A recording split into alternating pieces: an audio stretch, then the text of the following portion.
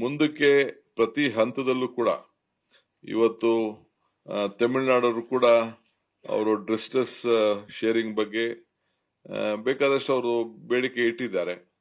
ಈ ಮಧ್ಯೆ DMK ಪಕ್ಷದವರು ಕೂಡ ಅವರು ಒಂದು ಪ್ರೈವೇಟ್ ಆಗಿ ಅವರು ಒಂದು ಸುಪ್ರೀಂ ಕೋರ್ಟ್ಗೆ ಹೋಗಿದ್ದಾರೆ. ಆದರೆ ಕಾನೂನಿನ ಚೌಕಟ್ಟು ಏನು ಇದೆ ಅಂತ ನಾನು ಇದನ್ನ ಚರ್ಚೆ ಮಾಡೋದು ಬೇಡ. ಸರ್ಕಾರ ಏನಾದ್ರು ಹೋದಾಗ ಅವರು ಅವ್ರದೇ ಆದಂತ ಒಂದು ಅಭಿಪ್ರಾಯ ಬರ್ತಾರೆ, ಕೇಳ್ತಾರೆ, ನಾವು ಅದಕ್ಕೆ ಉತ್ತರ ಕೊಡಬೇಕು. ಹಿಂದೆ ಪ್ರೈವೇಟ್ ಇನ್ಸ್ಟಿಟ್ಯೂಷನ್ಸ್ ಅವರು ಯಾರೇ ಆಗ್ಲಿ ಕೇಳ್ಬೇಕಾದ್ರೆ ಅದಕ್ಕೆ ಮಾನ್ಯತೆ ಕೊಡೋದು ಬಹಳ ಕಡಿಮೆ ಅನ್ನೋದು ನನ್ನ ಅನುಭವ ಮತ್ತು ನನ್ನ ತಜ್ಞರು ಕೂಡ ನನಗೆ ಆ ಅಭಿಪ್ರಾಯವನ್ನ ತಿಳಿಸಿದ್ದಾರೆ.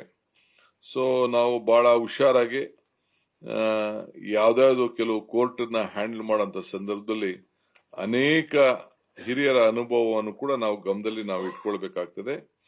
ಆಮೇಲೆ ಈಗಾಗಲೇ ಜುಲೈನಲ್ಲಿ CWRC ಆಮೇಲೆ CWMA ಏನು ಆ ಮೀಟಿಂಗ್ ತೆಗೆದುಕೊಂಡಿದ್ದಾರೆ ಅದು ನಡ್ಕೊಂಡು ಬರ್ತಾ ಇರ್ತದೆ. ಅದು ಒಂದೊಂದು 15 ದಿನಕ್ಕೆ ಒಂದೊಂದ್ಸತಿ ಒಂದೊಂದು ತೀರ್ಪು ಬರ್ತದೆ. ಅವರು ನಮ್ಮ ನೀರಿನ ಪರಿಸ್ಥಿತಿ ಕೂಡ ಅವ್ರಿಗೆ ಮಾಹಿತಿ ಇದೆ. ನಿಮ್ಗೆ ಹೆಂಗೆ ಮಾಹಿತಿ ನಮ್ಮ ಮಾಧ್ಯಮದವ್ರಿಗೆ, ರೈತರಿಗೆ, ಅಧಿಕಾರಿಗಳಿಗೆ ಸಿಗ್ತದೆ, ಹಂಗೆ ಕೇಂದ್ರ ಸರ್ಕಾರ ಕೂಡ ಕೇಂದ್ರ ಸರ್ಕಾರ ಆಗಿರ್ಬೋದು, ರೆಗ್ಯುಲೇಟರಿ ಅಥಾರಿಟಿ ಇರ್ಬೋದು, ಮ್ಯಾನೇಜ್ಮೆಂಟ್ ಅಥಾರಿಟಿ ಇರ್ಬೋದು, ಎಲ್ಲರೂ ಕೂಡ ಎಲ್ಲ ಸಂದರ್ಭದಲ್ಲೂ ಕೂಡ ಮತ್ತು ತಮಿಳುನಾಡು ಕೂಡ ಅವರಿಗೆ ಎಲ್ಲ ತರದ ಮಾಹಿತಿ ಕೂಡ ತೆಗೆದುಕೊಳ್ಳಿಕ್ಕೆ ಅವಕಾಶ ಇದೆ. ಅದರಿಂದ ನಾವು ಬಹಳ ಜಾಗೃತಿಯಾಗಿ ನಮ್ಮ ರಾಜ್ಯದ ಹಿತವನ್ನ ಕೂಡ ಕಾಪಾಡಬೇಕಾಗ್ತದೆ. ನಾನು ಅಗ್ರಿಕಲ್ಚರ್ ಟೀಮ್ ಅವ್ರ ಹತ್ರ ನಾನು ಮಾತಾಡ್ತೀನಿ. ವ್ಯವಸಾಯಕ್ಕೆ ಸಂಬಂಧಪಟ್ಟಂತೆ ಯಾವ ರೀತಿ ಮಾರ್ಗದರ್ಶನ ಕೊಡಬೇಕು ಅವರು ಕೂಡ ನಾವು ರೈತರಿಗೆ ಕೊಡ್ತೇವೆ.